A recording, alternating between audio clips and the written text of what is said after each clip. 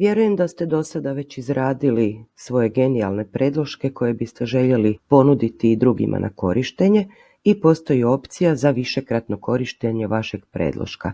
Više ne morate pojedinačno pozivati na suradnju kako biste nekome podijelili svoj predložak, već ga možete ponuditi na opću upotrebu.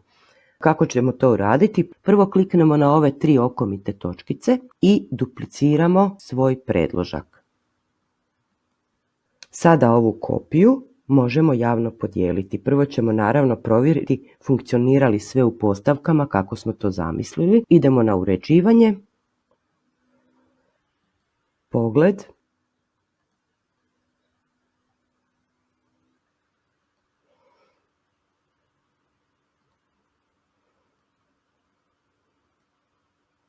u postavkama provjerimo je li omogućeno pomicanje elemenata. Ova ručica ovdje nam znači da dozvoljava pomicanje elemenata. Označimo ju ružičastim kružićem. I sada se naši igrači mogu slobodno kretati.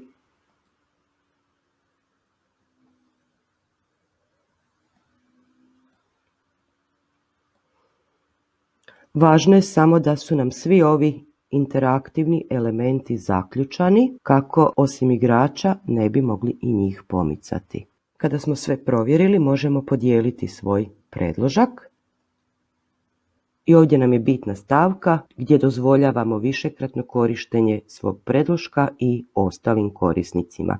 Označimo ružičastim kružićem i tek sada možemo podijeliti link. Provjerit ćemo kako to izgleda.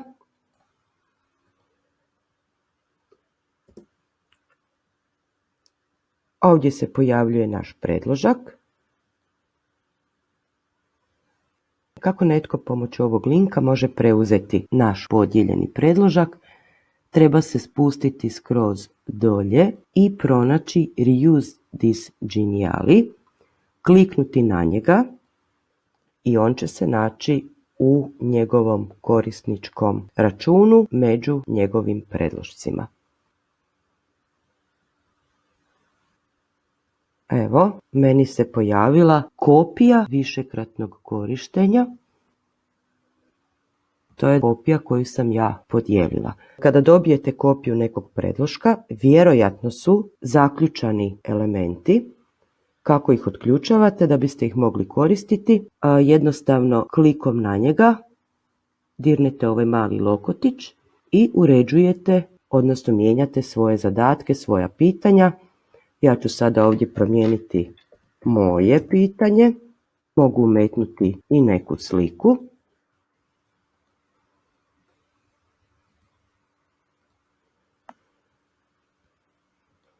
Spremiti i poslije toga naravno opet zaključati jer će igrači osim likova igrača moći pomicati i ove interaktivne elemente.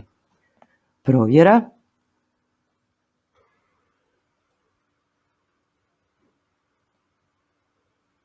Ukoliko su nam igrači opet ostali u donjem sloju, možemo ih postaviti u najviši sloj kako bismo ih mogli pomicati, a to ćemo uraditi ovako grupiranjem, označavanjem u ovaj prvi ružičasti kvadratić.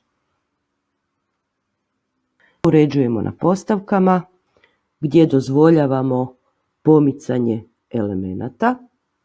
Upravo zbog toga svi ovi drugi elementi moraju biti zaključani kako i njih ne bismo pomicali. Sada ćemo provjeriti. Evo, sve se pomiče.